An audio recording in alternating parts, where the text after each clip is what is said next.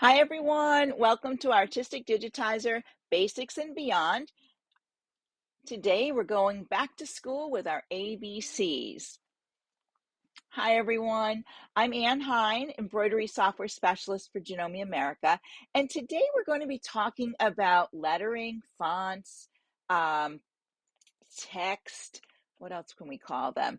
All of those things, alphabets, things like that. They all are pretty much kind of mean the same thing, but they're spoke about differently when you talk about embroidery. So in our software, our Artistic Digitizer software, we have a lettering tab. And when you open that up and you click on the font, you'll see a list of XPG fonts. Those are the pre-digitized fonts that come with our software. And then you'll also see TT fonts. Those are the TrueType fonts that are packaged for your computer. And everybody's computer is different. I have a different selection in my Mac than I do in my PC, but I can also add to those TrueType fonts. Besides, and we'll come back to that in just a minute. So you also can get fonts or alphabets or letters from different sites that you can purchase them from. Maybe OESD, Anita Good, maybe Sweet Pea, Juju. Lots of places have alphabets, fonts that they sell. Now most of those are already embroidery designs. So when you purchase an alphabet, you get A to Z, and they're all individual embroidery designs. And I'm going to show you how to work with those in the Artistic Digitizer software. There are some proprietary fonts out there, and when I say proprietary, they are only used with certain software. So you must be aware of that when you're purchasing them, when you're purchasing fonts. We don't, those proprietary ones, you will not be able to open them in Artistic Digitizer. Okay, so just remember that when you're working with them. And I'm going to show you how to work with not only our built-in ones, but also those that you purchase. So I want to start with my PC first. And one of the things you can do is you can download TrueType fonts, and there's places you can get them for free. One of the places I like to go to, some of them you purchase, some are free, at dafont.com. It's DAFONT.com. All right. And so in there, they have all kinds of fonts. And not only do they have fonts that have letters, they have dingbat fonts. And the dingbat fonts are very fun. They're little, maybe if you got a dinosaur one, they're all little dinosaurs. And when you type in A, you get a certain dinosaur and a B for whatever. So they do have those, which are really fun to play with. And they actually auto-convert into stitches as well. They're kind of fun to play with. So you'll have to check those out. So when you go to those sites to download a TrueType font, when you download it, you come back to your computer. And what I do is I have a font folder, and I'll go to my download folder and I'll drag any of my font downloads into my font folder. Once they're all zip files, so I'll need to unzip them. And you can right click on one of them and then select extract. And it will extract everything in that zip file into that same folder that you're in. It might say browse. I don't browse anywhere else. I put them in, I have a font folder, I keep them all in there. So you extract it, and then you'll have two folders in there with the same name. One will be a zipped file, and one will be, let's say dinosaurs. I'll have a dinosaur zip, and then I'll also have a dinosaur with just a regular folder. You can delete your zip file if you want, or sometimes I drag it back into the open folder. Okay. Now, when you go in that folder, you'll see your TT font. You might see some other things. Some designers include PDFs or other things in there, but now you need to install your TrueType font. So what you're going to do is right click on it again, on the font itself, the TT font, right click on it and click install. And then you may get a second window that comes up, and then you just click install.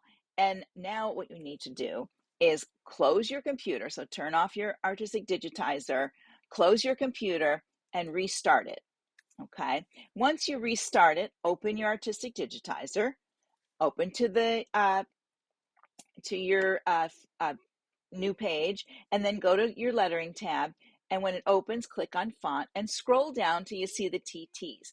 Most fonts come in with their name, so they're alphabetized. Sometimes, depending on how they've named them, it might be dinosaur, but they might have put a different letter in front of it.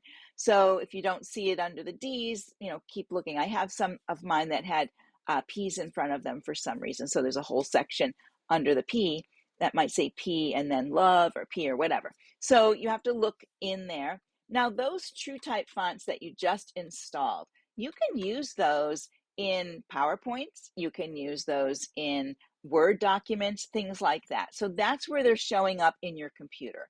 But in Artistic, we're getting a shortcut through our font tab to go look at all of those. So that's how you would work with those TrueType fonts that you find out there in the marketplace.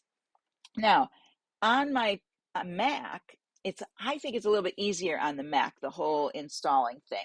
So when I download a font, I'll go to my downloads in my Mac, and then I can right click and it says open or open with, and I usually say open with the archive utility, and then it'll open up a window, and in there it will be the font book, and then at the bottom of that you'll see all your letters, and then you just hit install and it's done. Again, restart your computer and then it's available to you. So it's really not that hard. If you can't remember my directions, you can always Google it.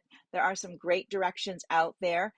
Even on the dafont.com site, on the main page, it also shows you how to download and extract on there as well. So you can find that information fairly easily. And it's fun. There's lots of, I really love the dingbat fonts. There's lots of fun ones out there. So you want to make sure check them all out and see if there's things you like. Now those TrueType fonts, they're like a graphic coming in, so they auto digitize. So sometimes they auto digitize wonderful, sometimes they don't. And sometimes even with our XPG fonts, when you type them, if the letters are too close together and they're overlapped, there might be a gap. So sometimes you just need to spread them out a little bit, and then you could work with them there. All right, so I'm going to go into the software and I'm going to show you a TrueType font, a dingbat font, and the XPG font so you can see that. And I also want to talk, and then I'm going to talk about those font packages, those alphabet packages, those lettering packages that you purchase and how you can work with those. And then we'll go over a little bit of the tools that are in our software for working with text and lettering. Okay. All right, so let me go open to the software. Here we go.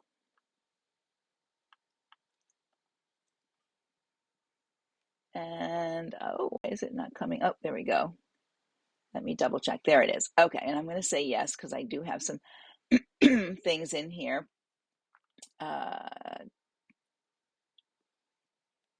I did say yes. Okay. All right. So what I'm going to do is I'm going to open a new page and we're going to look at the what's already here under our text. And it's broken into text and monogramming.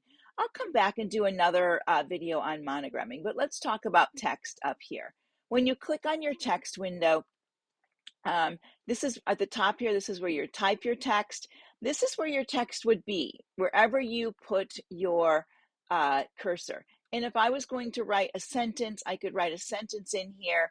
And my second sentence, I would just click below it and start my second one. Or if I wanted a word and a word and a word, I would just click again after each time.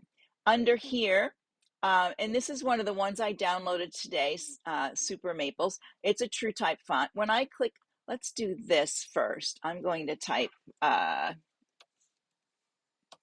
there we go. Wait a minute, there we go. And so I typed my name in there, and it's coming up with this font right now because that's what's in there. I can click here, and I could see all of the fonts here, but I can also scroll. And these are my XPG fonts up here, the ones with the little zigzag. These are the built-ins. I can also click in here again, and I'm going to actually move this up like this so we can see it.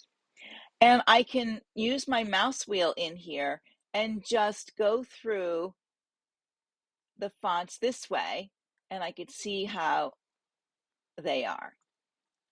And then if I go, I have to go way at the top here. Let me just do this. I'll get up there first. It'll be a little quicker. I think I have, I don't know if I have a dingbat font. Oh, I do have one. This one here, this ornamental one here. I'm going to choose that one. And you can see that my my A, N, N, I, E are, each letter is a different one of these ornaments or dingbats in there. So I'm going to double click in there again, and I'm going to work my way to the top. Oops, let me get my lettering selected here. Go back to my text. There we go. Now when I move through here, they will change. And as I said, going the wrong way. Some of these are true type fonts that I've downloaded. Some of them, most of these come with my Mac, so you'll have different ones in your computer than I will. And once we get up here, we go a little further. Here are XPG fonts, and we have like, I don't know, like 260 of them, something like that. Ooh, I like that one. So you can scroll through like this and see them all. On the Janome Artistic Digitizer community page, we do have under our guides some PDFs that you can print out or look at that have the different fonts. And I think they have a sample of all the letters, so you can see all the letters if you're looking to see that on there. And then I always recommend not printing it because, if you have it on your computer, you can always enlarge it and see it a little bit better. So it's kind of easier that way. So this is how you can pick, a font to work with. You can just, scroll through here and work with that. Now, say I wanted to type something else below this, I would just click here. It deletes what was in my little box, and then I can type in here. Let's see.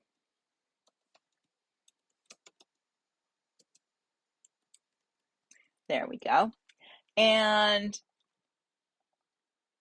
since I'm still connected to that one, I can change the font on those letters if I wanted to.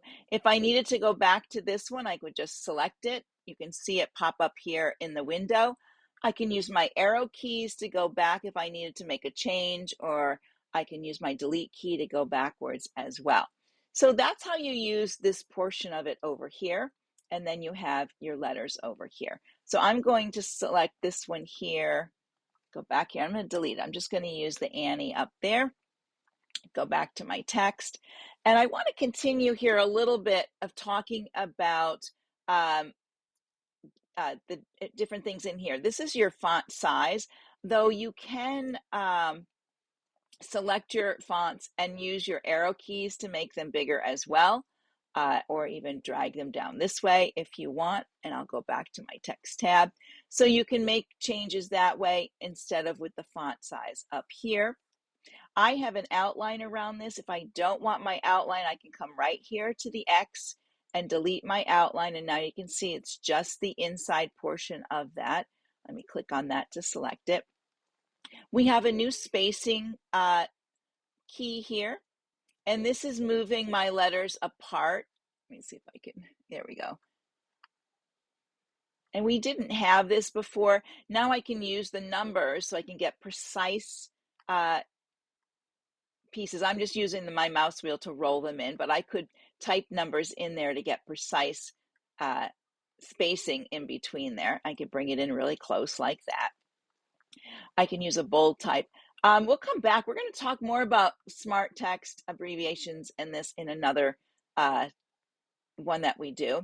And we'll talk about envelope in just a moment. Over here under horizontal, this is where I can position my letters.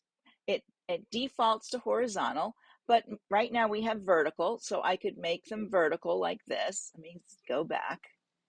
There we go. And I'm actually going to select them and bring them up to here a little bit more.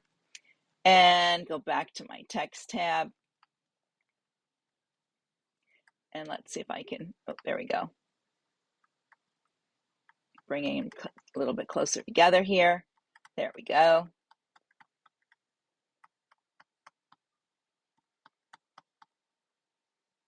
So you can have that if you want. I could put them back to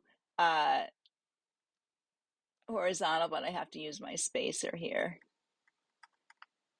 to get them to space back out because I want to show you one more thing on this part. There we go.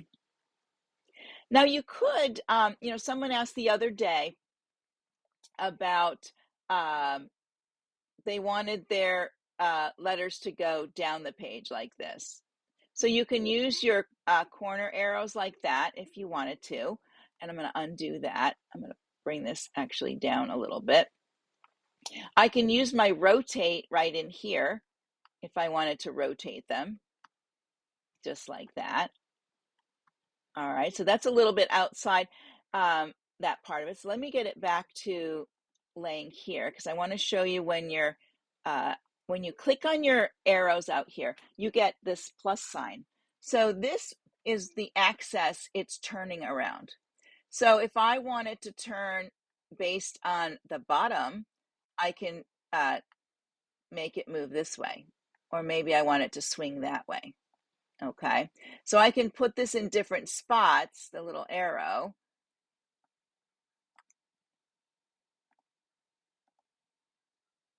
Let's see if I can grab it again. For some reason, it doesn't want to be grabbed. Oops, I don't want to do that. But you can do those kind of things. There it is. I can put it at the front. I could put it, you know, at a corner like this, and it will turn off that corner. So that's an easy way to, you know, move your letters and do those kind of things with them. Let me put it back going across. I'm going to go back to my text tab.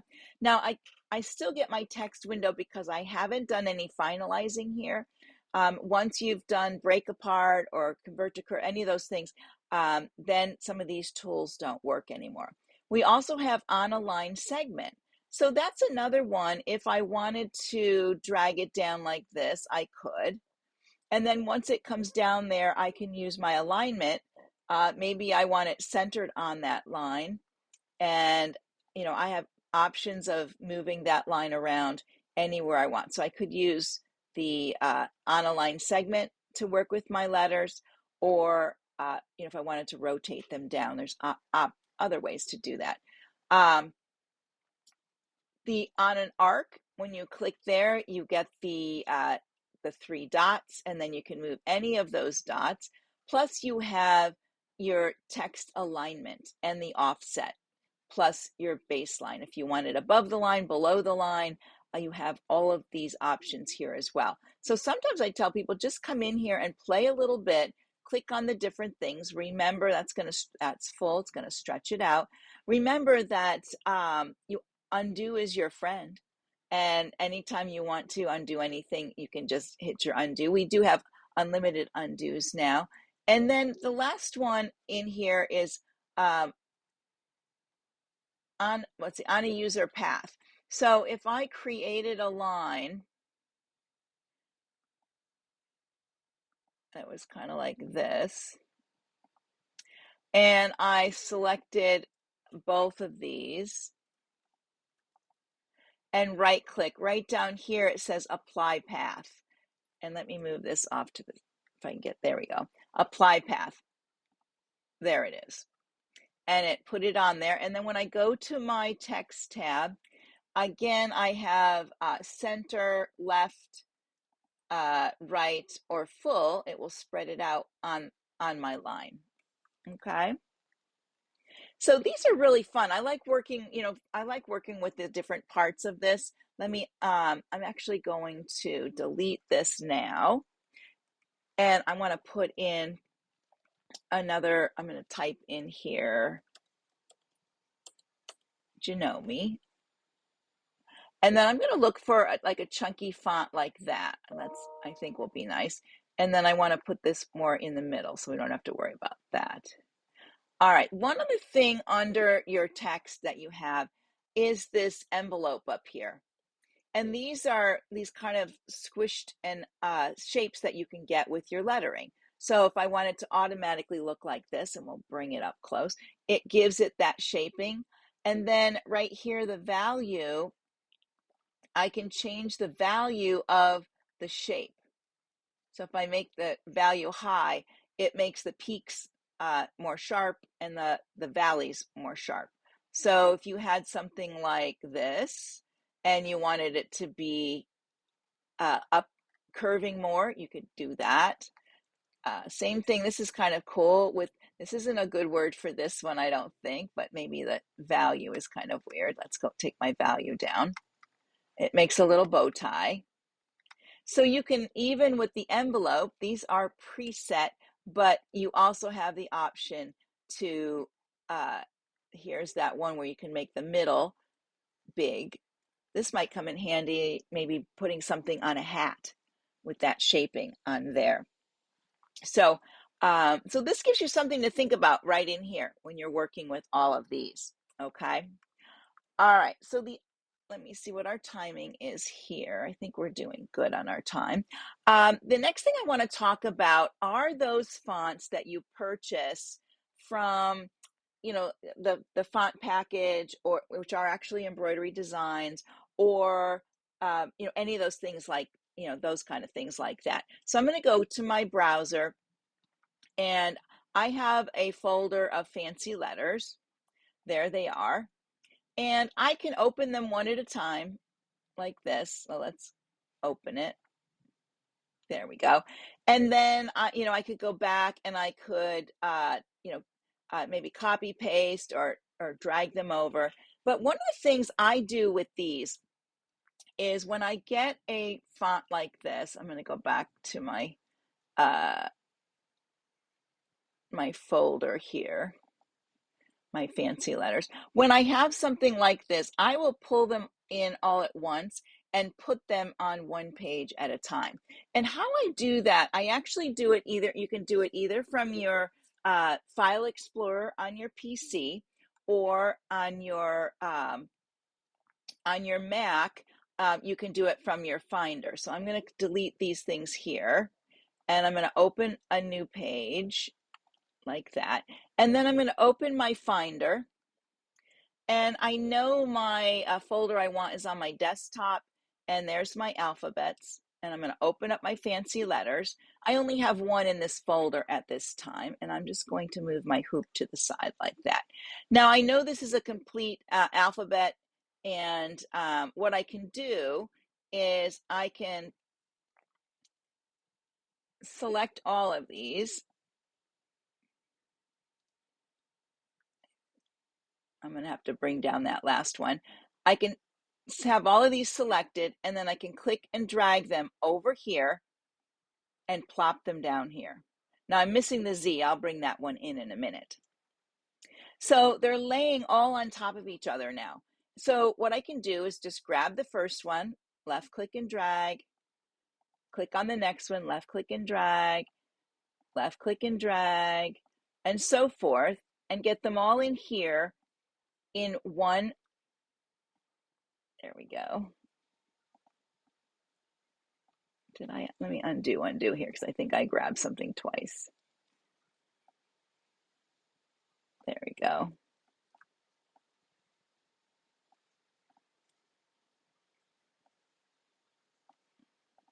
So you keep going on here till you get them all separated over here. And then you can save this as one file, so that when you want to work with these, they're all on one page, and you can either, well,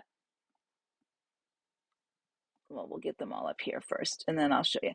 After you work with them, you know, you can either copy paste them to new pages if you're building letters or sentences or things like that, or you can use the letters you want and then delete all the ones you don't want, rename your file to your new name, like, you know, maybe I'm going to call it, you know, I don't know, spring text or something, or spring lettering, or spring words, or whatever it is, baby announcement, whatever it is. And then, so I won't lose my folder here of all of these together. So I'm just going to move these all up here so you can see. So you can easily, you know, put these all in one.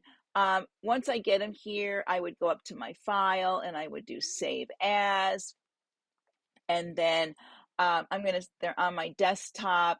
I'm gonna go to my alphabet folder, and I'm gonna make a new folder for this one, and I'm just gonna call this one, I'm just gonna call it ABC here, complete.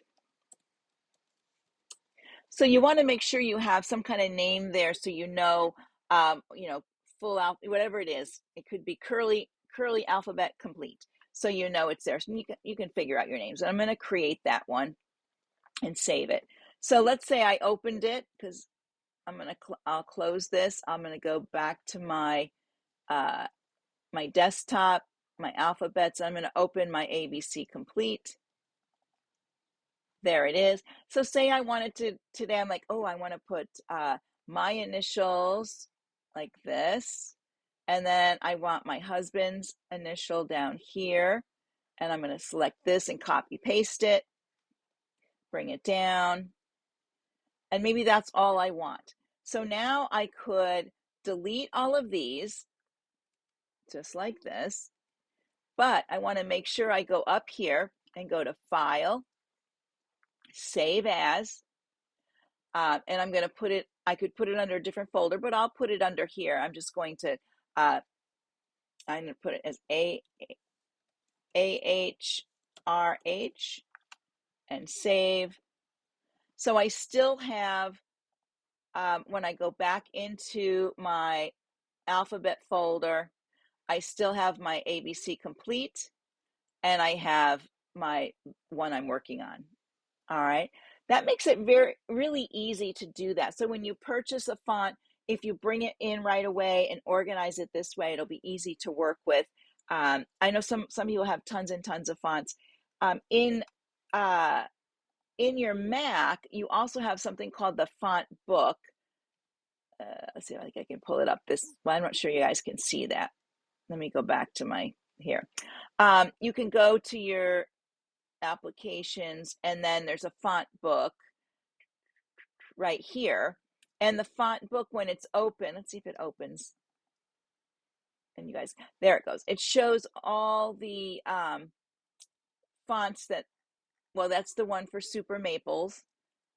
And there's all my fonts that I have in here. So I could open up this one here and see what it is. So it kind of makes it nice. This one here has, these are symbols and webdings, things like that. So you can see all of them this way in your font book. And then you can, let me see if you can't, you could, I think you can grab them. Oh, maybe you can't grab them from here. Oh, copy. And then maybe you can go here and paste. Let me go to new and see. I hadn't tried this one yet. I don't think it copied. Maybe it did. It's very tiny.